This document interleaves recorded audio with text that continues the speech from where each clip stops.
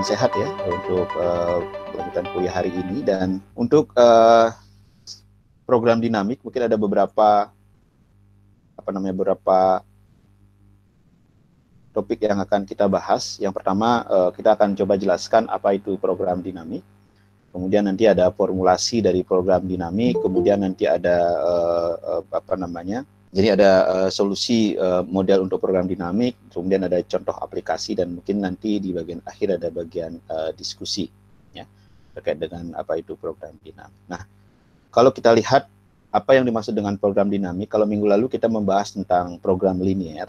Ya, jadi kalau di program linear kita gunakan untuk proses optimasi, di mana kita mencari solusi terbaik dari sekian banyak potensi solusi yang akan digunakan dalam menyelesaikan suatu permasalahan, gitu ya. Nah, kemudian di dalam program dinamik ini kita akan mencoba mencari bagaimana teknik optimasi yang dilakukan. Jadi di dalam program dinamik itu, kalau misalnya kita lihat program dinamik itu merupakan teknik optimasi ya yang dilakukan secara matematis yang digunakan untuk menyelesaikan permasalahan. Jadi permasalahan kalau misalkan dalam hal ini permasalahan terkait dengan pengelolaan sumber daya air.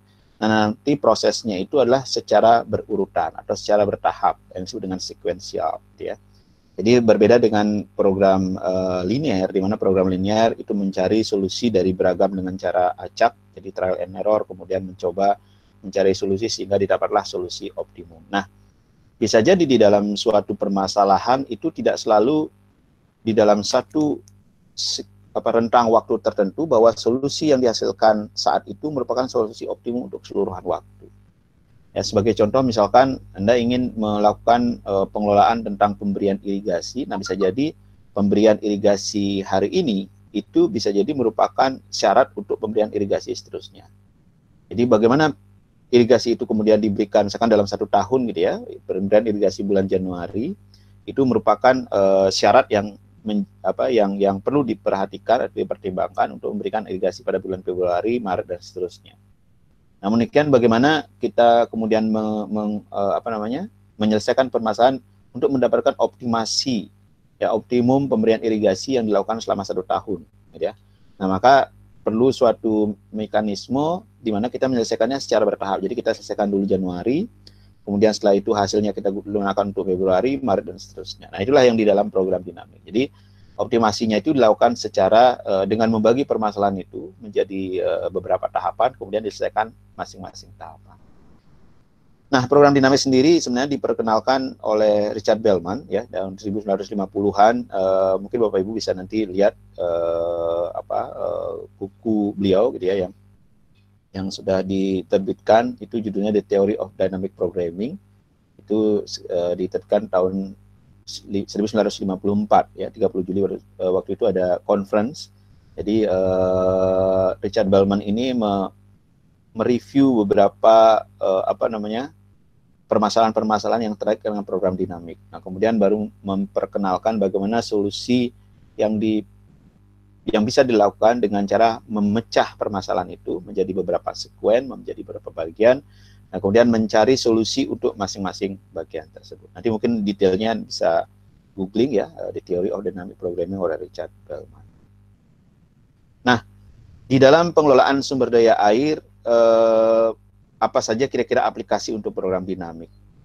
Sebenarnya ini hanya sebagian ya, jadi banyak yang bisa dilakukan, tapi ini secara umum yang paling sering digunakan misalkan untuk operasional bendung. Jadi kalau misalkan Anda lihat operasional bendung kan berapa jumlah air yang dirilis atau dilepas dari bendung itu kan dipengaruhi oleh atau memiliki korelasi dengan berapa jumlah air yang tertampung. Jadi berapa jumlah storage dari bendung tersebut, nah itu memiliki persamaan dengan jumlah yang air yang dirilis. Nah, sehingga pada saat hari ini dirilis, dia akan sudah ada nilai rilis gitu ya air, maka pada state ada kondisi tersebut dia akan memberikan nilai storage yang baru. Nah, nilai storage baru akan memberikan juga informasi berapa yang harus dirilis ya, dan demikian seterusnya. Nah, kemudian kalau ada inputan, debit, kemudian ada curah hujan dan lain sebagainya, dia akan memberikan nilai storage yang baru. Jadi storage tersebut akan juga mempengaruhi berapa nilai yang harus dirilis. Nah, itu jadi secara bertahap begitu satu periode misalkan 1 hari atau 1 bulan gitu ya, maka dia akan melihat berapa storage-nya, itu yang digunakan untuk merilis. Nah, kemudian ada state yang baru, ada kondisi yang baru karena ada curah hujan tadi dan juga ada debit yang baru, maka dia akan memberikan state yang baru, memberikan storage yang baru informasinya. Nah, kemudian digunakan sebagai informasi atau nanti ada persamaannya yang digunakan untuk mengestimasi atau berapa yang harus dirilis. Nah, alokasi sumber daya juga sama, alokasi sumber daya. Jadi kalau misalkan ada sumber daya air, kalau misalkan dengan program linear kita gunakan misalkan berapa benefit yang diberikan oleh masing-masing pengguna misalkan. Nah, kita lakukan analisis dengan program linear, kemudian mencari berapa yang harus dialokasikan untuk masing-masing pengguna. Nah, dengan program dinamik juga sama. Jadi program dinamik misalkan kita ada 3 pengguna, misalkan pengguna 1, 2, dan 3, maka dalam penyelesaian dengan menggunakan program dinamik, kita akan mengoptimasi untuk pengguna dalam setiap step gitu ya. Jadi misalkan step atau disebut dengan stage pertama itu digunakan untuk 1 pengguna ya, berapa rilis untuk berapa yang dialokasikan untuk 1 pengguna. Stage kedua kita gunakan untuk 2 pengguna ya, stage ketiga kita gunakan untuk 3 pengguna dan seterusnya ya. Nanti ini akan kita contohkan yang alokasi sumber daya air ini di dalam contoh nanti di bagian akhir dalam perkuliahan ini akan diberikan contoh sekaligus bentuk perhitungan bagaimana menggunakan program dinamik dalam mengalokasikan sumber daya air. Nah, kemudian berikutnya juga dalam perencanaan irigasi ya, seperti tadi hampir sama dengan misalkan alokasi air, tapi di sini misalkan irigasi kita punya frame waktu gitu ya. Jadi kita punya dalam 1 periode tanam misalkan irigasi pada awal tanam, kemudian pada fase berikutnya, kemudian fase pertumbuhan ya, perkembangan, kemudian sampai fase panen. Nah, berapa air yang diberikan itu dalam segi temporal. Kemudian secara spasial misalkan juga memiliki kondisi-kondisi bahwa ini merupakan 1 petak pertama, kedua, dan ketiga. Kalau misalkan di Indonesia itu ada yang disebut dengan golongan gitu ya, golongan 1, golongan 2, golongan 3, dan golongan 4. Ya, jadi kalau misalkan itu kapan diberikan pada golongan 1, kapan diberikan pada golongan 2, dan seterusnya. Nah, itu bisa juga diselesaikan dengan program dinamik ya. Nah, golongan sendiri itu biasanya suatu lahan irigasi yang dipengaruhi biasanya jaraknya dari saluran utama ya. Jadi kalau misalkan paling dekat dengan saluran utama itu disebut dengan golongan 1 dan itu biasanya yang paling prioritas untuk mendapatkan air. Nah, biasanya golongan 4 itu biasanya kalau musim kemarau dia akan kering gitu ya, artinya dia bisa jadi dia tidak ditanami gitu ya, atau mungkin ditanami dengan jenis tanaman yang lain. Nah, tapi pada musim hujan justru air banyak yang dialirkan ke sana gitu ya, sehingga pada musim hujan ini bisa jadi wilayah yang sawah yang masuk kategori golongan 4 itu mengalami kebanjiran gitu ya. Nah, kemudian water quality control juga yang waste water treatment plant gitu ya, berapa yang harus diinstal, berapa harus dipasang, di mana dipasang, berapa kapasitas dan sebagainya. Itu juga merupakan salah satu permasalahan yang bisa kita selesaikan dengan program dinamik. Kemudian ini analisis jarak terdekat. Ya, analisis jarak terdekat itu biasanya kalau misalkan ingin mendistribusikan suatu barang gitu ya, seperti kalau misalkan Bapak Ibu menggunakan aplikasi Google Map gitu ya, pergi dari satu tempat ke tempat lain. Nah, itu kan biasanya kita mencari jarak terdekat ya, dari segi waktu ataupun dari segi jarak misalkan. Nah, itu bisa diperhatikan di sana bahwa kalau misalkan di dalam irigasi juga sama, di dalam irigasi itu bisa kita lakukan bagaimana kita membuat pola irigasi sehingga kita bisa menghemat atau membuat infrastruktur itu semakin kecil gitu ya. Jadi kita bisa lakukan dengan analisis jarak terdekat. Baik, nah kemudian ada disebut dengan multi-stage decision. Nah, ini yang tadi kalau misalkan oleh Richard Wellman itu mengatakan dalam satu sistem itu bisa diselesaikan dengan cara multi-stage decision. Artinya apa? Artinya permasalahan itu dibagi gitu ya. Kemudian nanti dari masing-masing permasalahan itu baru diselesaikan per sekuen ya. Sebagai contoh misalkan kita punya stage yang ini satu permasalahan, kita bagi menjadi stage T-1 dengan stage T. Jadi decision yang dihasilkan pada stage T-1 ini itu akan menjadi inputan untuk menghasilkan decision pada stage XT. Tetapi pada saat proses ini itu ada initial inisial atau state baru, gitu ya. Ada kondisi terbaru yang muncul. Nah, kondisi terbaru itu akan memberikan atau berkontribusi untuk menghasilkan decision pada waktu berikutnya, ya. Jadi decision yang dihasilkan pada waktu sebelumnya itu akan dipengaruhi oleh state yang baru untuk menghasilkan decision pada waktu berikutnya. Nah, ini adalah contoh klasik yang biasanya digunakan untuk menjelaskan bagaimana multi-state decision itu dilakukan, ya. Nah, sebagai contoh misalkan ini ada misil, gitu ya. Jadi misalkan peluru yang ingin ditembakkan terhadap target, dalam sini misalkan pesawat, gitu ya, dari ground, gitu ya. Nah, kemudian di sini ada target, yang target itu bergerak terhadap waktu. Nah, kemudian di sini ada initial condition, gitu ya, yang dia kondisi awal di sini seperti apa. Nah, kemudian dia menembakkan misil itu.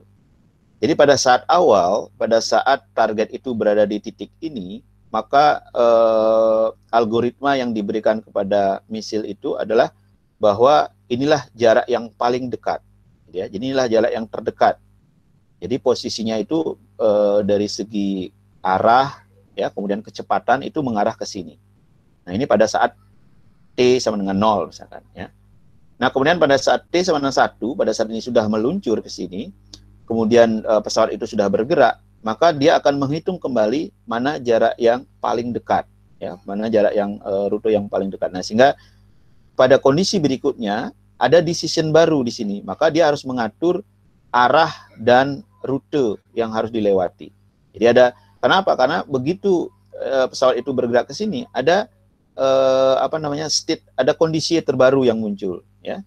Jadi kondisi pesawat yang tadi di merah ini, kemudian dia bergerak ke sini. Nah, inilah di sini yang kondisi terbaru yang muncul, ya. Nah, ya, jadi di sini. Nah, kemudian pada saat berikutnya, misalkan pada saat pesawat ada di sini, itu juga sama. Jadi misil pada saat berada di sini, dia juga akan menghitung bahwa inilah merupakan jarak yang paling dekat, ya. Tapi karena sekarang sudah berbelok, maka dia akan mengatur bagaimana kondisi arah dan rute dan kecepatan dari misil ini. Nah, sehingga itu yang terus terjadi, ya. Jadi decision berikutnya itu dipengaruhi oleh decision yang dihasilkan pada periode sebelumnya ditambah dengan bagaimana kondisi pada saat itu. Jadi ada kontribusi state variabel yang muncul pada saat itu. Nah, sehingga akhirnya kalau kita lihat rutenya, misil itu akan bergerak ke sini, ya. Dan ini merupakan jarak terdekat, ya, jarak terdekat misil itu yang dilalui dari ground menuju pesawat itu pada waktu T, gitu ya. Jadi ini merupakan jarak terdekat. Nah, kalau misalkan pesawat itu diam, maka jarak terdekatnya adalah ini, ya. Nah, inilah karena ada dinamika dari atau posisi pesawat yang berbeda-beda, maka rutenya mungkin tidak lurus. Nah, ini yang menjelaskan bahwa multi-stage decision itu, bahwa setiap stage itu ada decision yang muncul yang dipengaruhi oleh decision sebelumnya dan state yang terjadi pada kondisi tersebut. Nah, kemudian inilah contoh misalkan untuk menggunakan aplikasi dynamic programming, ya. Misalkan tadi jarak terpendek. Jadi kalau misalkan ingin berangkat dari start, ya, sampai dengan finish di titik T ini, maka kira-kira bagaimana jarak terpendek yang bisa dilalui. Nah, masing-masing ini akan memiliki, ini bisa waktu tempuh, gitu ya. Kemudian dari jarak ini bagaimana jalur mana yang harus dilewati. Nah, sama halnya dengan ini, ya. Nah, kemudian pada saat operasional waduk juga sama. Jadi seperti tadi dikatakan, operasional waduk yang dirilis di sini, yang R1, ya, R1 yang merupakan decision variable, itu sangat dipengaruhi oleh S, gitu ya. Jadi S itu, kalau kita hitung, S itu merupakan S1 untuk di sini, ya, S1 ditambah dengan jumlah yang inputan ini, key, ditambah dengan dikurangi dengan yang rilis, dan nanti ada L yang misalkan leak atau kehilangan, ya, evapotranspirasi dan lain sebagainya. Nah, kemudian untuk state yang kedua atau storage yang kedua itu akan dipengaruhi oleh S2 itu yang di awal pada waktu T, kemudian dipengaruhi oleh berapa jumlah inputan, misalkan ada inputan baru, gitu ya. Kemudian berapa yang jumlah dirilis oleh R1, ya, kemudian dikurangi dengan rilis R2 dan kehilangan R2. Jadi masing-masing ini akan terhubung, gitu ya. Jadi pada saat untuk mendapatkan berapa kebutuhan di sini, berapa jumlah Q1, berapa jumlah Q2, itu merupakan variabel yang selalu berubah setiap waktu, maka itu akan juga mempengaruhi berapa R1 dan R2 ya sebagai decision variable. Nah, Q1, Q2 ini kan given, jadi dia tergantung dari berapa debit yang datang gitu ya. Maka jumlah debit ini yang akan mempengaruhi berapa yang harus dirilis, karena di sini akan mempengaruhi ada kapasitas K1, K2. Jadi storage itu tidak boleh lebih dari K1, untuk S2 tidak boleh lebih dari K2. Nah, sehingga dengan demikian ini merupakan suatu constraint gitu ya. Jadi constraint ini, nah kemudian ini yang harus nah ini kalau misalkan di dalam linear programming itu bisa dilakukan seperti ini. Jadi kita membuat korelasi untuk masing-masing parameter dan juga variabel ini. Nah, kemudian dilakukan apa fungsi tujuannya. Misalkan fungsi tujuannya adalah agar S ini selalu mendekati K, misalkan. Nah, itu juga bisa dibuat sebagai fungsi tujuan, gitu ya. Atau dengan dynamic programming kita akan menyelesaikan ini. Jadi selesaikan misalkan optimum untuk di sini dulu, kemudian baru hasilnya digunakan untuk optimum di sini. Jadi secara sekuen. Ya. Nah, di dalam program dinamik ini misalkan untuk single stage ya, jadi satu proses itu akan ada yang disebut dengan S. Di sini adalah input ya, S. S ini akan mempengaruhi storage atau T misalkan di sini. Ya, T itu adalah merupakan fungsi dari S dan juga decision yang diambil. Jadi misalkan seperti tadi dalam kasus jumlah air di dalam suatu waduk, ya, jumlah air di dalam waduk itu akan dipengaruhi berapa jumlah debit yang masuk ke waduk tersebut dan berapa jumlah yang decision yang harus dirilis. Nah, nanti akan muncul inilah menjadi output, gitu ya, berapa yang harus di stage untuk output berikutnya, gitu ya. Nah, tentu di sini akan ada return. Nah, ini yang kita bahas sebagai objective functions, itu mungkin memaksimalkan return dan sebagainya. Jadi kalau misalkan di dalam program dinamik itu akan ada transformasi state transformasi, kondisi transformasi yang dipengaruhi oleh adanya input dan adanya decision ya untuk masing-masing periode. Nah, bagaimana kalau misalkan ini kan untuk single stage hanya satu periode, kalau misalkan periodenya banyak, maka stage-nya akan seperti ini, gitu ya. Jadi stage 1 yang di sini, kemudian stage 2 berikutnya sampai dengan awal, ya. Jadi yang single stage tadi ini, maka dia akan berpengaruh untuk masing-masing stage. Nah, masing-masing stage ini ya harus diselesaikan dalam decision-nya itu harus secara sekuen. Ya, kita stage 1 kita selesaikan ini dulu, kemudian stage 2, stage 3 dan seterusnya. Ya. Nah, kemudian prinsip yang digunakan itu ada disebut dengan Bellman Principle of Optimality. Ya. Nah, di sana dikatakan bahwa optimal policy has the property that whatever the initial state and decisions, the remaining decisions must constitute an optimal policy with respect to the state resulting from the initial decision. Jadi di sana dijelaskan bahwa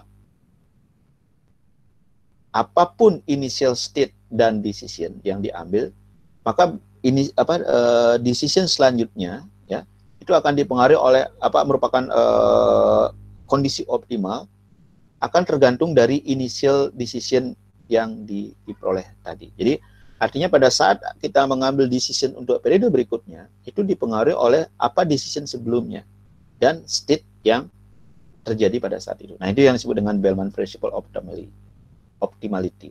Nah, sehingga dengan demikian, setiap periode itu selalu memberikan nilai optimum. Jadi setiap sekuen penyelesaian yang diberikan, itu selalu memberikan penyelesaian yang optimum. Nah, sehingga kalau misalkan nanti secara keseluruhan sudah dilakukan, maka hasil yang diperoleh juga merupakan hasil yang optimum. Ya, mungkin detailnya akan kita lihat di bagian berikutnya. Sebagai contoh di dalam multi-stage decision, kalau misalkan stage 1 kita menyelesaikan untuk yang user ini, ya. Kemudian baru stage 2 kita melakukan optimum untuk kedua user, misalkan dan seterusnya sampai langkah ke N. Jadi ini disebut sebagai backward recursion, gitu ya. Jadi karena kita menyelesaikannya dari akhir. Ya, dari akhir kemudian seterusnya sampai ke kondisi awal. Nah, ini disebut dengan backward. Nah, satu lagi ada disebut dengan forward. Jadi forward itu arahnya ke sini. Jadi ini selesaikan dulu, kemudian selesaikan kedua, selesaikan ke N dan seterusnya. Ya. Jadi luaran dari salah satu tahapan akan menjadi input pada kondisi berikutnya. Nah, ini yang disebut dengan forward tadi. Jadi forward itu kalau misalkan kita buat user 1 untuk stage 1, kemudian stage 2 itu kita selesaikan untuk user 1 dan user 2, ya. Baru stage 3 untuk user 1, 2, dan 3. Apa bedanya dengan backward? Nah, backwardnya seperti ini. Jadi kalau backward itu maka kita menyelesaikan untuk user 3 terlebih dahulu, baru kemudian stage 2-nya kita selesaikan untuk user 2 dan 3, kemudian baru berikutnya user 1, 2, dan 3 untuk stage 3. Nah, itu kira-kira proses di dalam program dinamik, ada yang disebut dengan forward recursion dan kemudian backward recursion. Nah, ini kemudian bagian yang ketiga, yang itu tentang contoh aplikasi. Jadi kita akan coba lihat bagaimana detail dari alokasi air, misalkan kalau kita selesaikan dengan program dinamik. Ya. Jadi ini akan ada contoh, misalkan kita memiliki 6 unit air di sini ya, kita memiliki 6 unit air, ya 6 unit air yang akan dialokasikan kepada 3 pengguna. Jadi usernya ada 3, yang disebut dengan user 1, user 2, dan user 3. Ya. Nah, kemudian prasyaratnya adalah tiap pengguna itu hanya berhak atas air antara 0 dan 6. Jadi masing-masing pengguna itu boleh mengambil, saya tidak mengambil air, saya mengambil misalkan 1, saya mengambil 2, saya mengambil 3, boleh gitu ya. Unit saya mengambil 4 dan seterusnya sampai maksimum 6. Nah, tapi dalam contoh ini, untuk memudahkan bahwa pengambilan air itu harus dalam jumlah bulat. Saya tidak bisa mengambil 0,5 gitu ya. Saya tidak bisa mengambil 1,3 gitu ya. Jadi harus dalam bulat. Nah, itu untuk memudahkan. Jadi tiap pengguna berhak atas air antara 0 dan 6 unit. Kemudian pengambilannya harus dalam jumlah bulat. Nah, kemudian masing-masing pengguna ini memiliki benefit. Ya, artinya apa? Artinya benefit dari masing-masing pengguna tergantung dari berapa air yang dialokasikan ke pengguna tersebut. Ya, sebagai contoh di sini, di dalam tabel ini diberikan, ya, jadi benefit masing-masing pengguna itu pada tabel ya. Nah, ini yang tabel yang dimaksud. Jadi kalau misalnya kita lihat user 1 yang pertama ini, maka air itu diberikan dan memberikan keuntungan tetapi tidak linear. Ya. Jadi kalau saat air itu diberikan 0, maka dia akan memberikan keuntungan atau return itu sebesar 0 unit. Pada saat air itu diberikan 1, maka dia memberikan return 5. Ya. Pada saat diberikan 2, return yang diberikan 8. Nah, nanti pada saat 3 itu 9, ini sudah maksimum. Jadi kalau misalkan dia mendapatkan alokasi 4, maka returnnya akan menurun. Nah, demikian juga untuk user 2 dan user 3. Nah, user 1, user 2, user 3, total jumlah air yang digunakan adalah maksimum 6. Sebagai contoh, saya bagi aja 2 untuk masing-masing user. Ya, berarti nanti benefit yang dihasilkan atau returnnya itu adalah 8. Ya, 8 ditambah 6 ditambah 12. Gitu ya. Jadi sekitar, kalau semua masing-masing 2, maka dia akan 26. Nah, menjadi pertanyaan, apakah 26 ini sudah optimum atau belum? Nah, itu yang akan kita lihat.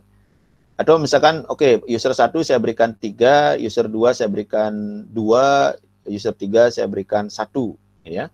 Maka nanti 3, 2, 1 berarti nanti 3, 9 ditambah 6 ditambah 7. Nanti berapa hasilnya kita. Nah, itu yang kita akan selesaikan. Jadi, dengan melihat fungsi benefit atau fungsi return seperti ini, bisa dalam bentuk fungsi ataupun dalam bentuk sequence seperti nilai seperti ini. Kira-kira berapa air yang harus dialokasikan kepada user 1, user 2, dan user 3 untuk mendapatkan return total yang maksimum. Nah, jadi kita akan buat kira-kira skematik diagramnya seperti ini. Jadi tujuannya adalah untuk mengalokasikan air kepada pengguna. Jadi skematik programnya seperti ini. Bahwa di sini akan ada nilai air yang mengalir kepada semua user itu totalnya 6. Ya. Nah, kemudian ada decision variable berapa air yang dialokasikan untuk masing-masing pengguna. Di sini decision variable ya, X1, X2, dan X3. Nah, kemudian masing-masing pengguna, jadi kalau misalkan pengguna 1 mengambil X1, maka air yang bisa dialokasikan untuk pengguna 2 dan 3 itu adalah Q minus X1. Ya. Nanti kalau misalkan di sini diambil X2, maka air yang tersisa untuk pengguna X3 itu adalah Q minus X1 minus X2. Nah, kemudian X3 ini apakah nanti digunakan seluruhnya atau ada yang dirilis. Nanti kita lihat. Nah, kita akan selesaikan dengan proses yang namanya backward. Ya, jadi kita selesaikan dengan user ketiga yang pertama, kemudian baru user 2 dan user ketiga, baru nanti kita gabung user 1, 2, dan 3. Nah, solusinya bagaimana? Ya, kita akan lihat solusi untuk menyelesaikan permasalahan tersebut. Nah, kita ambil seperti tadi, kita gunakan pendekatan yang disebut dengan backward recursion. Jadi kita mengambil dari user yang paling belakang. Nah, di sini adalah kita buat namanya user 3. Nah, kemudian di user 3 itu akan ada state, ya. Pada setiap periode itu ada air yang mengalir, ya, air yang mengalir ke user 3. Nah, kemudian di sini akan ada decision variable berupa X3. Ini adalah decision variable. Jadi bisa saja S1 dan X3 itu sama. Nah, tergantung. Jadi kalau misalkan air yang mengalir di sini 5, saya bisa aja ambil 5. Gitu ya. Kalau misalkan mengalir 6, saya bisa aja ambil 6. Tapi bisa saja berbeda. Gitu ya. Jadi S1 misalkan yang mengalir 5, nah karena misalkan dari hasil tabel itu ternyata yang 4 yang maksimum, maka walaupun air yang mengalir ini 5, saya tetap ambil 4, karena itu memberikan nilai yang. Nah, sehingga itu yang perlu diperhatikan. Nanti akan menghasilkan ini, return, ya, R3, berdasarkan nilai X3. Dan di sini sudah dijelaskan di stage 1. Jadi S1 adalah jumlah air yang available untuk dialokasikan untuk pengguna 3. Kemudian di sini ada X3 itu merupakan decision variable, yang merupakan jumlah air yang dialokasikan untuk pengguna X3. Nanti ada beberapa kemungkinan, gitu ya. Jadi beberapa kemungkinan. Nah, kemudian nanti yang disebut dengan X3 bintang ini, itu adalah alokasi untuk pengguna 3 yang menghasilkan return yang maksimum. Jadi misalkan dia ada kemungkinan, karena diberikan air misalkan 4, berarti dia bisa aja dia mengambil 4, mengambil 3, mengambil 2, mengambil 1, bahkan tidak mengambil air. Jadi akan dihitung berapa returnnya. Jadi kalau tidak mengambil air, returnnya berapa, mengambil 1, 2, dan seterusnya. Dari kemungkinan tersebut, nah berapa yang diambil. Ya. Nah, nilai yang diambil atau hasil decision itu yang nanti menjadi nilai return maksimum, dia akan memberikan nilai decision pada saat itu. Nah, itu yang disebut dengan X3 bintang ini. Nah, kemudian inilah maksimum return dari alokasi. Jadi kalau misalkan pada saat mengambil yang X3 yang merupakan optimum, maka dia akan ada maksimum. Dan ini adalah merupakan faktor pembatas bahwa S1 itu tidak boleh kurang dari 0, jadi 0 kurang dari sama dengan S1, dan S1 juga tidak boleh lebih daripada 6, karena jumlah unit total itu adalah 6. Nah, kemudian X3 itu juga tidak boleh lebih daripada S1. Nah, kemudian untuk menyelesaikan ini, kita gunakan tabel. Jadi kita membuat tabel yang isinya adalah state, ya, kemudian isinya adalah jumlah decision variable, kemudian benefit maksimum, dan decision variable yang menyebabkan benefit maksimum. Nah, kemudian kita akan mengisi ini dengan berbagai kemungkinan. Jadi di S ini adalah berbagai kemungkinan, ya. Jadi kalau kita lihat di sini, ini kan kemungkinannya karena kita belum melihat bagaimana air yang mengalir atau berapa jumlah air yang dialokasikan untuk user 1 yang user 2, maka di sini kemungkinan yang air yang mengalir ke S1 ini itu adalah dari 0 unit sampai dengan 6 unit. Jadi 0 unit itu kalau 6 unit itu sudah dipergunakan oleh S1, S2, oleh pengguna 1, pengguna 2, maka dia akan 0. Tetapi kalau pengguna 1 dan pengguna 2 tidak mempergunakan air, ya, maka S1 ini akan menjadi 6. Nah, sehingga S1 itu antara 1 dan antara 0 dan 6. Nah, sehingga kemudian kita tuliskan nanti 0, 1, 2, 3, nanti slide berikutnya 4, 5, 6. Nah, kita ambil misalkan S1-nya, jadi air yang mengalir itu sama dengan 0. Jadi ada kemungkinan berapa yang bisa diambil atau bisa dialokasikan yang menjadi decision variable. Karena jumlahnya 0, maka tidak bisa ada yang dialokasikan, ya. Jadi pada saat air itu dialokasikan 0, maka dia akan memberikan return 0. Nah, R3 bintang ini merupakan, jadi kalau ada beberapa pilihan di sini, maka R3 bintang ini merupakan berapa return yang maksimum, ya. Jadi R3 ini karena dia jumlahnya pilihannya hanya 1, maka R3 bintang ini sama dengan 0, ya. 0 ini disebabkan oleh X3 bintang yang sama dengan 0. Ya. Nah, ini yang untuk baris pertama. Langkah berikutnya adalah, kalau misalkan, kalau saya kembali ke gambar ini, kalau misalkan sekarang di sini ada 1 unit yang mengalir. Ya. Jadi kalau misalkan air yang mengalir ke S1 ini 1 unit, kira-kira berapa opsi X3, berapa decision variable yang bisa diambil. Nah, karena jumlahnya 1, maka ada 2 kemungkinan. Yang pertama, X3 itu tidak mengalokasikan. Yang kedua adalah dia mengambil 1 unit itu. Ya, maka di sini kemungkinannya X3 itu menggunanya 0 dan 1. Ya, jadi ada 2 kemungkinan. Nah, kemudian kita hitung, kalau misalkan X3 dia mengambil 0, maka dia akan memberikan benefit sama dengan 0. Kalau dia memberikan mengambil air itu sama dengan 1 unit, maka dia akan memberikan benefit sebesar 7. Nah, angka 7 ini dari mana? Kalau misalkan kita lihat kembali di tabel ini, ya, untuk user 3, pada saat air itu dialokasikan 1, maka benefit yang diberikan adalah 7.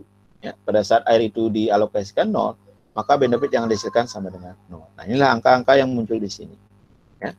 Jadi 0 adalah benefit yang diberikan pada saat pengguna 3 mengambil 0 air. 7 adalah merupakan benefit yang dihasilkan pada saat pengguna itu mengambil 1 unit air. Ya.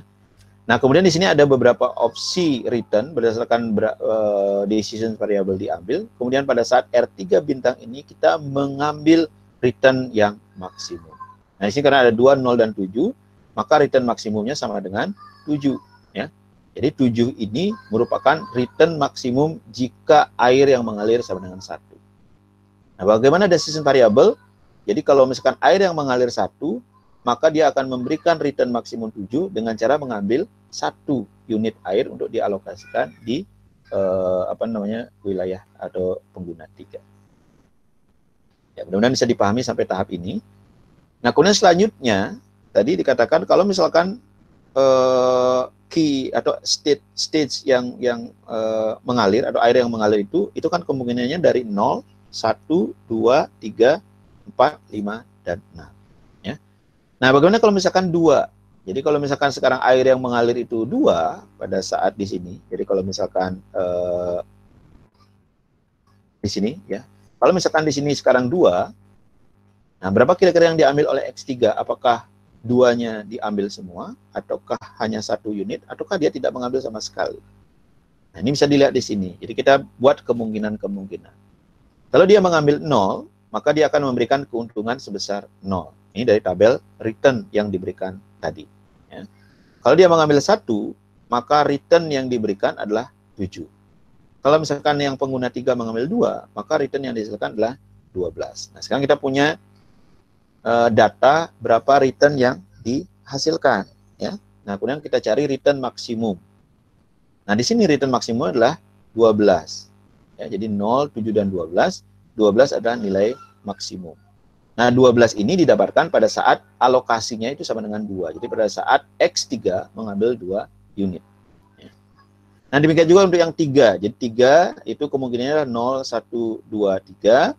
Sedangkan benefitnya adalah 0, 7, 12, 15. Nanti kalau misalkan masih bingung di sini, bisa mengacu kembali ke tabel return yang diberikan. Ya. Nah, kemudian dari sini kita pilih, maka nilai 15 merupakan nilai yang maksimum dengan pengambilan sama dengan 3. Jadi kalau misalkan S-nya 3, maka yang diambil adalah 3 dan memberikan keuntungan maksimum atau return-nya sama dengan 15. Kemudian yang untuk 4, ya, 0, 1, 2, 3, 4. Jadi kemungkinan yang bisa diambil adalah 0, 1 unit, 1 unit, 2 unit, dan seterusnya sampai dengan 4 unit. Nah, kemudian return yang bisa diberikan itu adalah untuk pengambilan 0 unit, dia akan memberikan return 0. Pengambilan 1 unit, dia memberikan return 7. Gitu ya. Pengambilan 2 unit, dia memberikan return 12. Pengambilan 3 unit, dia memberikan return 15. Nah, pengambilan 4 unit, dia memberikan return 16. Maka dari angka ini, kita mengambil kesimpulan, maka nilai maksimumnya sama dengan 16. Nah, nilai 16 itu berkorelasi dengan jumlah X3 atau misalkan decision atau air yang diambil maksimum itu sama dengan 4 unit. Jadi kalau misalkan S1 mengalir itu 4 unit, maka optimumnya adalah diambil 4 ya, karena dia memberikan return sebesar 16. Nah, kemudian berikutnya bagaimana kalau yang mengalir itu 5? Ya, ini adalah kemungkinan. Jadi 0, 1, 2, 3, 4, 5. Kemudian ini adalah tabel untuk return yang dihasilkan. Jadi kalau misalkan 0 itu akan menghasilkan 0 unit return. Kalau diambil 1 itu 7 unit return, ya, 2, 12 unit return, 3, 15 unit return, 4, 16 unit return. Nah, ini ada penurunan ya sesuai dengan tabel tadi, kalau misalkan diambil 5, maka dia akan memberikan keuntungan atau return sebesar 15. Ya, jadi maksimumnya itu di 4. Ya. Nah, sehingga dengan demikian, kalau misalnya kita lihat di sini, yang maksimum itu adalah 16. Jadi, kemudian decision-nya adalah 4. Artinya apa? Kalau air yang mengalir itu 5 ke pengguna 3, maka pengguna 3 itu hanya mengambil 4. Ya, karena apa? Karena 4 ini memberikan keuntungan atau return yang maksimum dibandingkan mengambil 5. Ya. Nah, sedangkan ini juga sama, yang 6. Kita ambil 0, 1, 2, 3, 4, 5, 6. Ini merupakan potensi return yang dihasilkan. Nah, kemudian R3 ini adalah merupakan benefit atau return tadi. Ya, 0 itu akan memberikan 0, 1 memberikan 7, gitu ya. 2, 12, 3, 15. Nah, ini 4, 16, ya, 5, 15, dan 6, 12. Nah, di sini yang maksimum adalah nilainya 16 dengan decision variable maksimum itu sama dengan 4. Artinya apa? Artinya jika air yang mengalir ke S3 tadi, atau jumlah air yang mengalir untuk pengguna 3 itu sama dengan 6, maka air yang diambil, yang dialokasikan itu sama dengan 4. Ya, karena dia akan memberikan return sama dengan 16. Ya, jadi hanya 4 yang diambil, bukan 6. Ya, jadi kalau lihat, inilah return maksimum yang diberikan. Nah, itu kira-kira stage 1. Ya, langkah pertama kita sudah mencoba mengkalkulasi berapa jumlah kemungkinan air yang diambil oleh pengguna 3 berdasarkan jumlah ketersediaan air. Ya, jadi berdasarkan S1 ini, maka dia akan mempengaruhi berapa X3 ini, berapa decision variable yang bisa diambil di wilayah tersebut, misalkan ya, berdasarkan nilai S atau state atau kondisi saat itu. Ya. Nah, kemudian kita lanjutkan ke stage kedua. Nah, sekarang stage kedua. Jadi kan karena kita kerjakan secara backward, sekarang stage keduanya adalah merupakan penggabungan dari user 2 dan user 3. Ya. Jadi ini merupakan penggabungan dari user 2 dan user 3. Nah, ini adalah penjelasannya. Jadi kalau misalkan S2 ini, itu adalah air yang mengalir ke stage 2 ini. Jadi S2 itu merupakan jumlah air yang dialokasikan untuk pengguna 2 dan pengguna 3.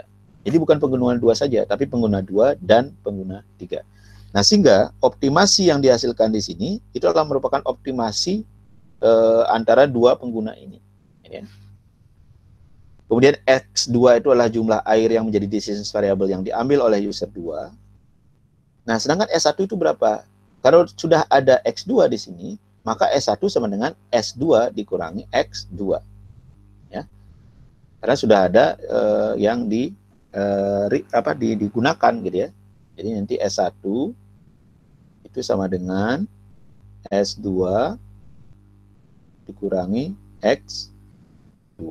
Ya, jadi S1 ini adalah S2, ini S2 dikurangi dengan X2. Nah, sini S2 dikurangi X2 adalah jumlah air yang available untuk dialokasikan pada stage 1 tadi. Ya, untuk pengguna 3, untuk user 3, nanti berapa jumlah air yang bisa dialokasikan. Nah, kemudian berikutnya adalah kita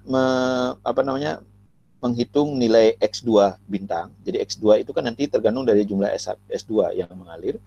Nah, kemudian di sini ada X2 bintang adalah alokasi air maksimum yang bisa dialokasikan untuk pengguna 2 yang menghasilkan return dalam jumlah yang maksimum.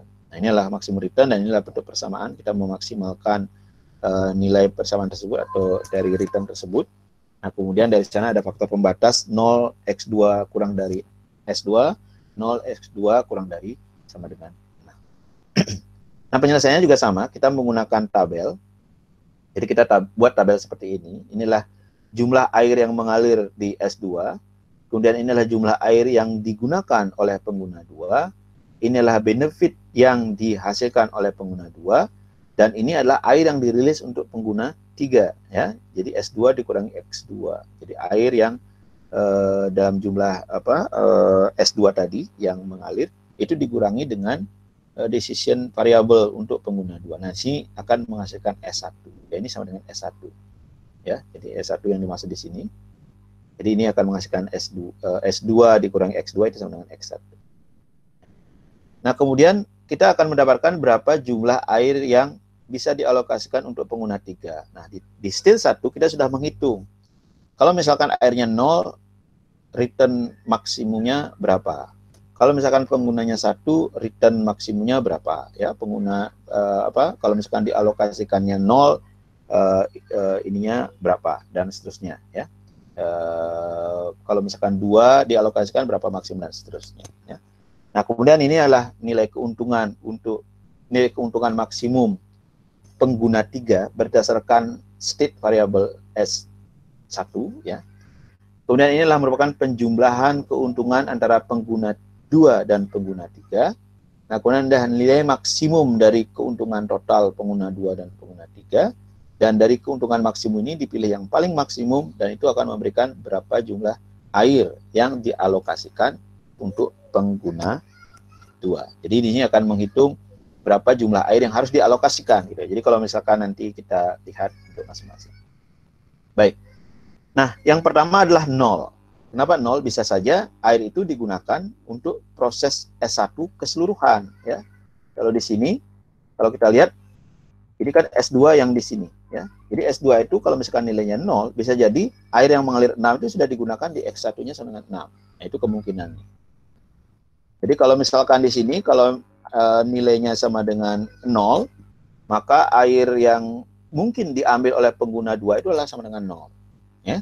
Return yang dihasilkan juga 0, sisa yang dialirkan untuk pengguna 1 sama dengan 0, keuntungan maksimum yang dihasilkan oleh pengguna 3 sama dengan 0, total benefitnya sama dengan 0, ya, kemudian total benefit maksimum sama dengan 0, dan akhirnya X2-nya sama dengan 0. Jadi kalau ada 0 air yang mengalir, maka X2-nya sama dengan 0. Ya.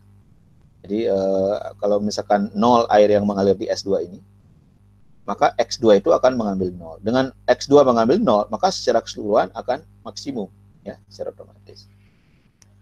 Bagaimana kalau air itu 1 yang mengalir? Jadi kalau misalkan sekarang S2 ini sama dengan 1, ya, sama dengan 1 unit, maka ada 2 kemungkinan yang bisa diambil oleh X2 ini.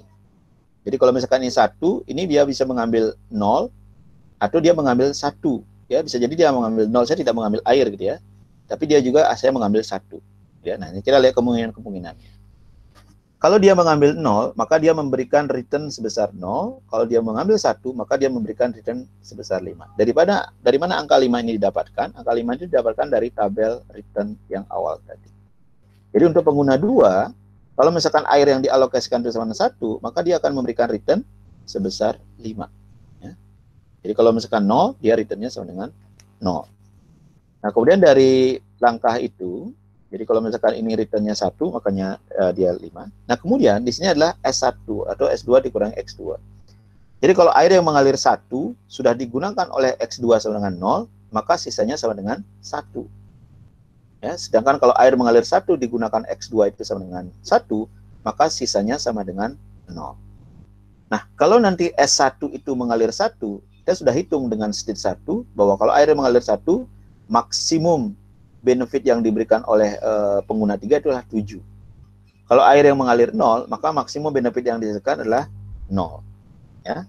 Jadi ini adalah merupakan data ini diambil dari state 1. Ya, dari perhitungan di state 1. Ya.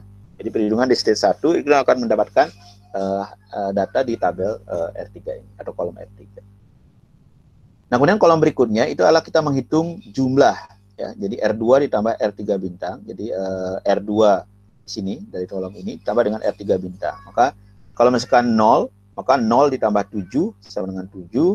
Kalau misalkan 1 berarti 5 ditambah 0 sama dengan 5. Nah, kemudian dari hasil ini kemudian dicari yang maksimum. Di sini yang diperoleh maksimumnya 7 secara total antara pengguna 2 dan pengguna 3. Nah, sehingga dengan demikian X2 atau decision variable untuk pengguna 2 pada saat air yang mengalir 1 itulah sama dengan 0. Artinya apa?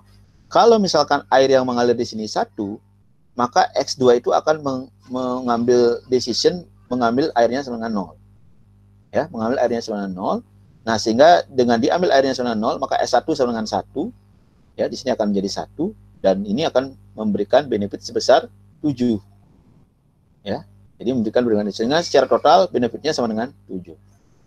Nah, kalau yang kedua tadi, kalau misalkan ambil 1, maka dia akan mengambil 1 di sini. Jadi desain variabelnya sama 1, maka benefit yang diberikan adalah 5. Tapi sisa airnya sama 0, sehingga di sini akan menjadi 0. Jadi kalau di total, maka 5 ditambah 0. Kalau yang tadi, Kalau pada saat dia tidak mengambil air, maka tidak ada benefit sama dengan 0. Ya, sedangkan di sini dia memberikan benefit sebesar 7, sehingga totalnya sama dengan 7. Nah, sehingga decision variable pada tahap ini, kalau misalkan air yang mengalir 1, dia adalah 0. Ya, jadi air yang diambil sama dengan 0. Nah, ini langkah selanjutnya kalau misalkan 2 sama, 2 kemungkinannya adalah 0, 1, dan 2. Ini adalah return yang diberikan. Kalau 0, dia memberikan return 0. 1 memberikan 5, ya, 2 memberikan 6. Inilah sisa air yang mengalir ke S pengguna 3. Kalau 0, maka sisanya adalah 2. Ya. Kalau 1, sisanya 1, kemudian 2, sisanya 0. Nah, kemudian kolom ini adalah merupakan keuntungan maksimum yang sudah kita selesaikan di stage 2, tergantung dari berapa jumlah air yang mengalir. Ya. Kalau misalkan air yang mengalir 2, maka dia akan memberikan keuntungan 12, air 1 memberikan keuntungan 7, ya. Kemudian air 2 itu akan memberikan keuntungan 2 memberikan keuntungan 12, ya, 1 memberikan 7, tapi di sini adalah 0, dia memberikan keuntungan sebesar 0. Nah, kemudian jumlah keuntungan total, ya, pada saat X2 mengambil 2 dan X2 mengambil 0, X3 mengambil 2, maka keuntungan totalnya sama dengan 12. Jadi 0 ditambah 12 sama dengan 12. Di sini 5 ditambah 7 sama dengan 12, 6 ditambah 0 sama dengan 6. Nah, sehingga di sini kemungkinan maksimum yang bisa dihasilkan itu adalah 12 secara total. Nah, sehingga X2 itu 1 dan 2. Artinya apa? Artinya kalau misalkan air yang mengalir ke X2 itu, ya, ke S2 ini sama dengan 2, maka X2 ini bisa jadi 1 dan 2. Ini harusnya 0 dan 1, ya. 0 dan 1, ya, bukan 1 dan 2. 0 dan 1, ya. Karena ini adalah 0 dan 1 decision variable. Jadi bisa dia tidak mengambil atau mengambil hanya 1 unit, ya. Karena kedua-duanya memberikan keuntungan yang sama, ya. Jadi mungkin ini koreksi nanti, ya. Harusnya 0 dan 1, ya. Jadi 0 dan 1 sehingga dia bisa memberikan hasil yang maksimum. Nah, kemudian berikutnya untuk yang 3, ya, 3 air yang mengalir 3, inilah kemungkinannya 0, 1, 2, 3. Kemudian dia akan menghasilkan benefit 0, 5, 6, 3. Nah, nilai ini bisa didapatkan dari tabel benefit yang di sini. Jadi kalau misalkan pengguna itu mengambil 0, bila nilainya 0, mengambil 1 dia nilainya 5, mengambil 2 nilainya 6, mengambil 3 nilainya 3. Ya, jadi di sini pada saat stage 2, pada saat dia mengambil 3, maka keuntungannya sama dengan 3. Ya, pada saat dia mengambil 2, keuntungannya 6. Ya, 1, 5, dan seterusnya. Nah, sisanya itu adalah pada saat diambil 0, maka sisanya 3, diambil 1, sisanya 2, diambil 2, sisanya 1, diambil 3, sisanya 0. Sedangkan inilah merupakan benefit maksimum. Ya. Jadi kalau misalkan air yang mengalir ke pengguna 3 sama dengan 3, maka benefit maksimum yang diberikan adalah 15. Kalau 2 itu adalah 12, kalau 1 adalah 7, kalau 0 adalah 0. Nah, kemudian langkah berikutnya adalah kita jumlahkan benefit total antara pengguna 2 dan pengguna 3. Jadi 0 ditambah 15, 15, 5 ditambah 12, 17, 6 ditambah 7, 13, dan 3 ditambah 0 sama dengan 6. Nah, dari hasil ini, kemudian kita cari berapa nilai maksimum. Ya, maksimumnya 17. Artinya apa? 17 ini itu memberikan informasi bahwa air yang diambil di pengguna 2 itu adalah 1. Ya, sedangkan air yang dialokasikan untuk pengguna 2 sama dengan 2. Ya, nanti kita cari berapa. Kalau 2 itu diberikan apakah diambil 1 atau 2. Ya. Nah, sehingga ini untuk decision pengguna 2, ya, untuk mendapatkan nilai benefit 17 itu dia harus mengambil sebesar 2. Nah, kemudian bagaimana kalau 4? Ini sama, ya, 4, jadi 0, 1, 2, 3, 4, kemungkinan air yang diambil, ya. Kemudian inilah benefitnya 0, 5, 6, 3, minus 4. Jadi kalau sudah diberikan, ini merupakan kondisi maksimum di 6, kemudian menurun. Jadi kalau terus diberikan justru memberikan kerugian, gitu, ya. Ini kerugian 4 unit. Nah, kemudian inilah S1. Jadi kalau misalkan diambil 0, sisanya 4, ambil 1, sisanya 3, ambil 2, sisanya 2, ya, ambil 3, sisanya 1, dan ambil 4, sisanya 0. Nah, kemudian ini adalah benefit yang dihasilkan berdasarkan berapa air yang dialokasikan oleh untuk pengguna 3. Ya. Kalau misalkan air yang dialokasikan itu 4, jadi air yang mengalir itu 4, belum tentu diambilnya 4, gitu, ya. Dia akan memberikan keuntungan maksimum itu 16. Kalau 3 itu 15, kalau 2 itu 12, 1, 7, 0, 0. Nah, kemudian dari sini kita jumlahkan benefit yang diberikan oleh pengguna 2 dan pengguna 3. Ya. Ini kita jumlahkan sama dengan 16, ini kita jumlahkan 20, gitu, ya. 6 tambah 12 18 gitu ya. Kemudian 3 tambah 7 sama berapa? 10. Nah, inilah minus 4.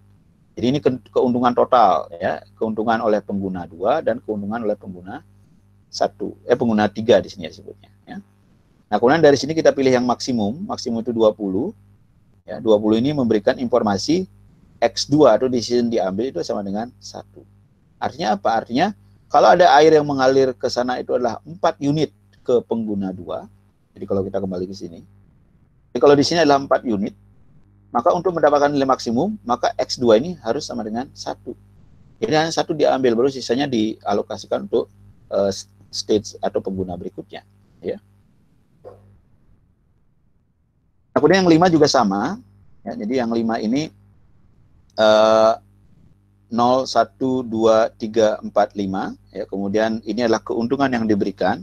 0, 5, 6, 3, minus 4, minus 15. Kemudian inilah sisa air yang mengalir untuk pengguna 3 atau S1. Jadi 5, 4. Jadi kalau digunakan 1, maka hasilnya adalah 4 ya, dan seterusnya. Nah, kemudian inilah merupakan benefit yang diberikan untuk tiap air yang mengalir pengguna 3. Untuk setiap S1, maka inilah nilai benefit yang dihasilkan. Nah, dari sini kemudian dijumlahkan nilai benefitnya. Jadi 0 tambah 16 16 ya, 5 tambah 16 21, 6 ditambah 15 itu 21 juga ya, kemudian 3 tambah 12 15 dan seterusnya. Nah, sehingga dari sini itu didapatkan bahwa inilah merupakan benefit maksimum. Jadi ada 2 nilai. Jadi kalau misalkan air yang mengalir itu 5, bisa saja pengguna 2 mengambil hanya 1. Ya, baru sisanya dialirkan, atau 2. Ya, kemudian airnya juga sisanya dialirkan. Jadi kalau diambil 2 berarti 3 yang dialirkan untuk ke wilayah hilir. Kalau diambil 1 maka 4 yang dialirkan. Tetapi 2 jenis decision ini akan memberikan keuntungan maksimum untuk keduanya, untuk pengguna 3 dan pengguna 2 itu sama dengan 2, 1. Nah, kemudian yang terakhir kalau misalkan 6 ya, 6 ini maka kemungkinan air yang bisa diambil itu adalah 0, 1, 2, 3, 4, 5 dan 6. Nah, kemudian inilah nilai benefit yang diberikan berdasarkan tabel tadi. Nah, inilah air yang mengalir, sisa yang merupakan air yang dialirkan untuk stage 2. Ya, baru kemudian berikutnya kita jumlahkan. Nah, sehingga inilah benefit maksimum. Ya, benefit maksimum sama dengan 22. Ini dapatkan kalau misalkan pengguna 2 itu mengambil hanya 2 air. Jadi kalau misalkan seperti tadi, kalau ada 5 air yang mengalir, maka dia bisa diambil 1 atau 2 unit untuk mendapatkan nilai benefit total maksimum. Nah, kalau misalkan ada 6 unit air yang mengalir, maka dia harus diambil 2 ya, untuk memberikan nilai benefit maksimum untuk 2 pengguna tadi, pengguna 2 dan pengguna 3. Nah, inilah stage kedua. Jadi kita menyelesaikan untuk pengguna 2 dan pengguna 3 ya. Jadi dari 2 yang paling paling belakang itu kita selesaikan. Nah, terakhir baru ke stage 3. Nah, stage 3 ini merupakan optimasi untuk keseluruhan ya. Jadi sekarang penggunanya seperti ini. Inilah S3 air yang mengalir ya. Nah, kemudian ini adalah pengguna 1, pengguna 2, pengguna 3 ya, yang masing-masing memiliki nilai benefit ya, R3, R2, R1, dan masing-masing memiliki decisions variable X1, X2 dan X3. Jadi S3 ini adalah jumlah air available, ketersediaan untuk alokasi baik untuk pengguna 1, 2 dan 3 yang secara total harus 6 unit. Kemudian X1 adalah merupakan jumlah air yang dialokasikan oleh pengguna 1. Ya. Nanti ada S3 minus X1 yang hasilnya adalah X2. Jadi S2 itu adalah S3 dikurangi dengan X1. Ya, jadi ini jumlah air available untuk alokasi di stage 2. Kemudian nanti setelah didapatkan akan ada nilai yang namanya X1 bintang. Jadi berapa jumlah nilai yang memberikan benefit yang optimum. Ya, itu disebut dengan X1 bintang. Nah, ini kira-kira hasilnya. Nah, kemudian kita buat dalam bentuk tabel sama seperti tadi. Inilah S3, jadi S3 yang air mengalir sini. Kemudian inilah air yang diambil oleh pengguna 1, ini air yang diambil, return yang diberikan oleh pengguna 1, air yang dialirkan ke pengguna 2 dan pengguna 3, nilai benefit maksimum berdasarkan dari air yang mengalir, dan baru dipilih dari kemungkinan benefit itu. Ini merupakan benefit yang maksimum dan dia menghasilkan nilai 2. Kenapa cuma 1? Ya, tidak ada 0, 1, 2, 3 dan seterusnya. Karena apa? Karena ini di awal. Jadi ada 6 unit, maka 6 unit itu harus dialokasikan untuk semua pengguna. Jadi kalau di sini tidak dimungkinkan air yang mengalir itu sama dengan 0, karena ada air yang mengalir sama dengan 6 di sini. Jadi ada jumlah 6 unit air mengalir untuk pengguna 1, 2, dan 3. Nah, yang pertanyaannya adalah berapa yang dialokasikan. Jadi 6 ini berapa yang X1, berapa X2, berapa X3. Jadi tidak mungkin 5, karena apa? Tidak, air itu harus keseluruhan masuk ke dalam sistem. Jadi ada penjelasannya. Nah, dalam tabel ini didapatkan nilai maksimum, nilai yang memberikan benefit maksimum dengan benefit maksimum sebesar 28.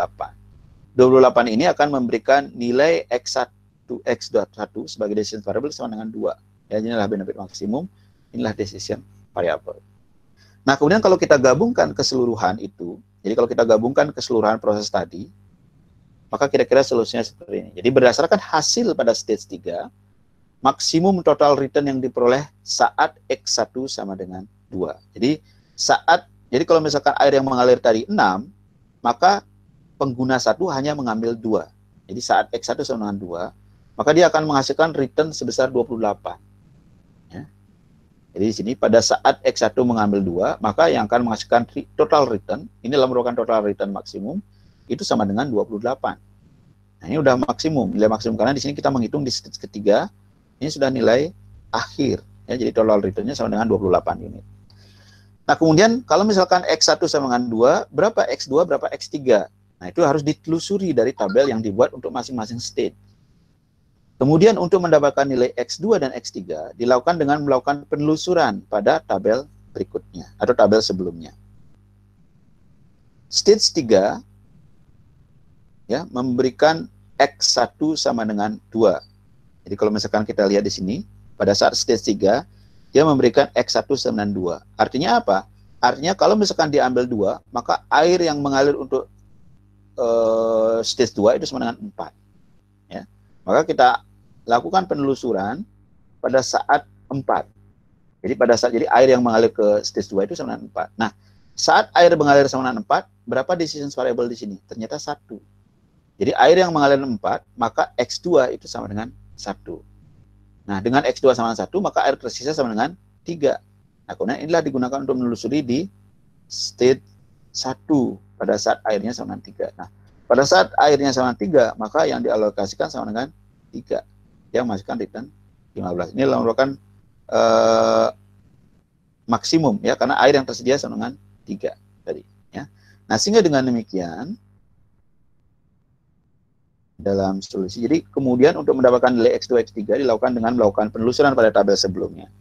Stage 3 memberikan nilai X1 sama dengan 2 yang menghasilkan S2 sama dengan S3 dikurangi X1 sama dengan 4 unit. Nah, kemudian berdasarkan tabel pada stage 2, pada saat nilai S2 sama dengan 4, maka dia akan memberikan nilai X2 bintang itu sama dengan 1. Ya, hasil ini akan memberikan air yang mengalir ke pengguna 3 yang paling belakang itu sama dengan 3. Ya. Nah, kemudian dengan melakukan cek pada tabel juga yang dihasilkan, jadi pada saat S1 sama dengan 3, maka diperoleh nilai optimum adalah X3 sama dengan 3. Jadi dengan demikian, alokasi air untuk umur atau user ketiga itu sama dengan 3 unit. Ini, ya, 3 unit. Kemudian alokasi air untuk user 2 itu sama dengan 1 unit.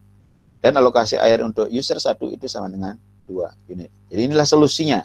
Ya, jadi air itu harus dialirkan atau dialokasikan untuk pengguna 1 sama dengan 2, pengguna 2 sama dengan 1, pengguna 3 sama dengan 3. Ya, dengan total return yang diberikan sama dengan 28. Jadi dari hasil ini, di gambar awal, ya. Jadi kalau misalkan ada air yang mengalir di sini 6, maka pengguna 1 ini dia akan mengambil hanya 2 unit. Ya. Kemudian di sini akan mengambil hanya 1 unit, kemudian di sini akan mengambil 3 unit. Jadi total keseluruhannya sama dengan 6, ya. Ya, sama, ya. Jadi 2, 1 dan 3. Baik, itu kira-kira yang bisa diberikan untuk sistem dinamik, ya. Jika ada hal yang ingin didiskusikan, saya persilakan.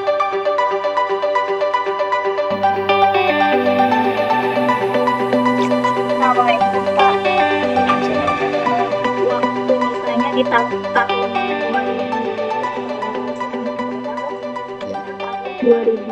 2020 misalnya.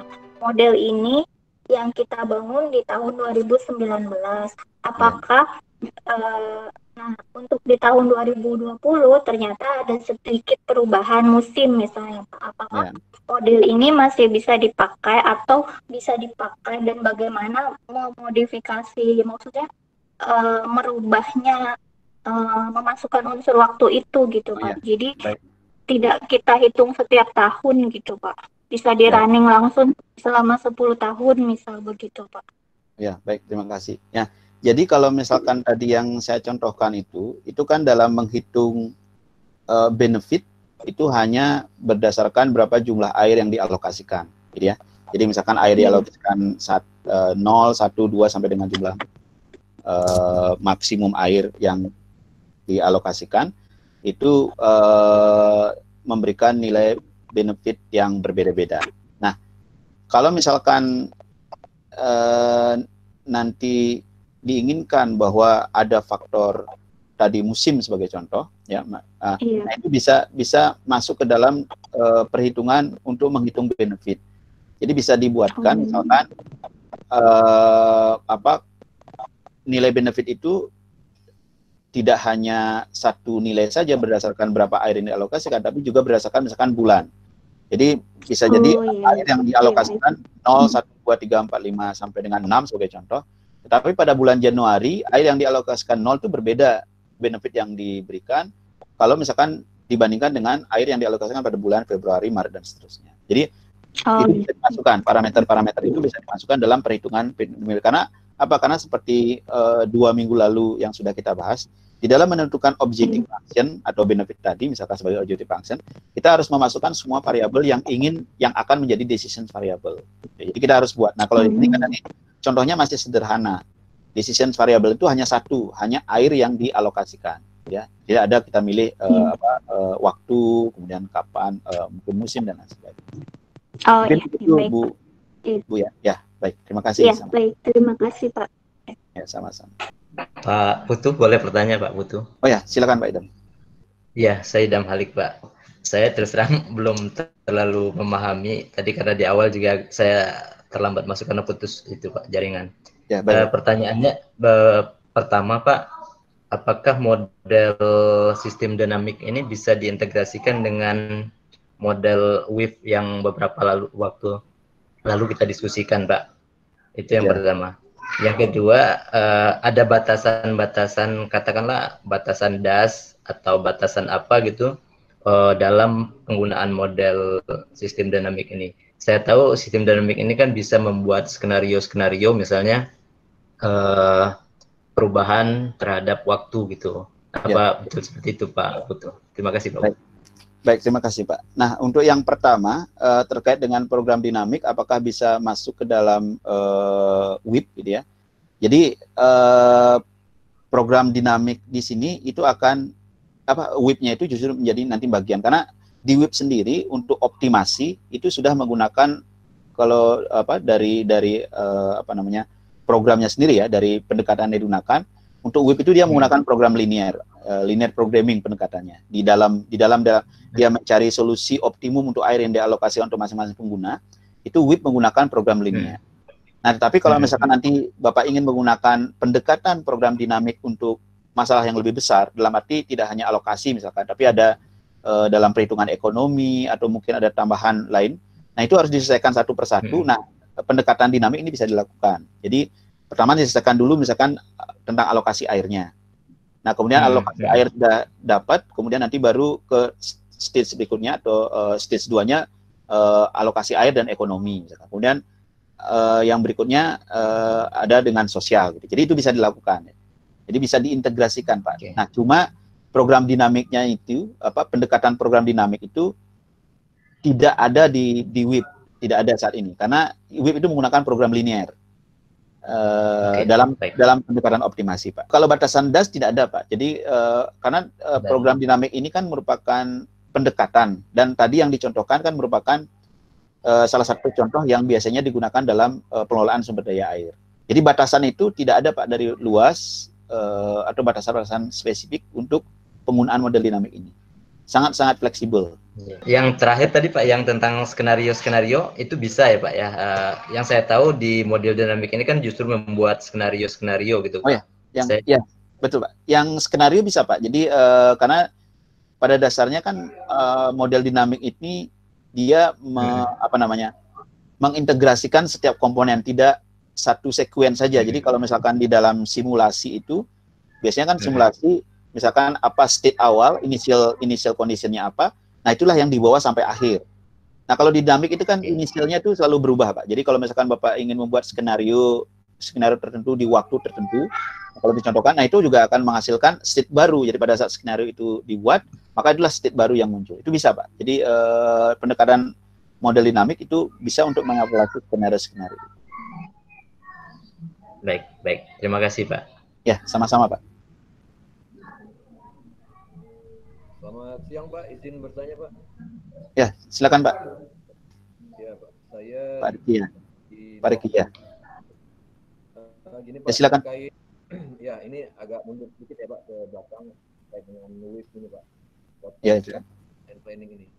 Jadi saya melihat kalau PDAM ini Pak, permasalahannya adalah ketidakrataan ketersediaan air gitu. Jadi kalau di tempat saya di Banda Aceh ini ada beberapa kecamatan yang itu lancar-lancar aja, kemudian ada beberapa kecamatan yang itu agak sulit airnya. Apakah dengan WIP ini sudah ada PDAM yang mengaplikasikannya gitu, yang menggunakannya gitu Pak, untuk karena kan WIP ini kan digunakan sebagai alat bantu perencanaan kebijakan dan pengelolaan sumber daya air seperti alokasi salah satunya gitu. Apakah WIP ini bisa menjawab permasalahan PDAM ini Pak untuk pemerataan air? Terima kasih. Ya, baik, terima kasih Pak. Nah, pertama untuk tujuan fungsi WIP itu memang fungsinya pertama yang paling umum digunakan adalah untuk alokasi Pak ya, untuk alokasi. Nah, kemudian untuk yang kedua terkait dengan pertanyaan Bapak, misalkan sebagai kasus tadi dijelaskan di Aceh bahwa belum ada pemerataan terkait dengan distribusi air. Nah, WIP ini bisa membantu dalam arti begini Pak, dalam arti membuat perencanaan, gitu ya. Jadi artinya yang sekarang kan harus diidentifikasi dulu permasalahannya, misalkan ada beberapa wilayah misalkan coverage areanya belum sampai 100%. Nah, bagaimana kalau misalkan itu dibuatkan air seperti apa? Nanti kan dibuatkan saluran air ya, artinya pipa, nah, kemudian sampai kepada ke lokasi-lokasi yang ditarget gitu ya. Nah, kemudian dari situ PDAM kan pasti memiliki informasi tentang berapa jumlah kapasitas ya. Nah, kemudian dari jumlah kapasitas itu masing-masing pengguna itu kan biasanya punya kelas ya, tergantung dari penggunaan air, dari berapa dia harus membayar dan sebagainya. Nah, kalau misalkan PDAM dalam arti PDAM sebagai operator gitu ya, maka PDAM akan mengalokasikan kemana dan kapan dan berapa jumlahnya. Nah, itu kan menjadi pertanyaan untuk mendapatkan benefit yang optimum, untuk mendapatkan return yang maksimum tadi. Nah, itu bisa digunakan. Jadi WIP itu bisa membantu untuk merencanakan itu Pak. Jadi mengoptimasi atau justru memberikan gambaran kalau kondisinya seperti ini, itu kira-kira berapa benefit yang dihasilkan.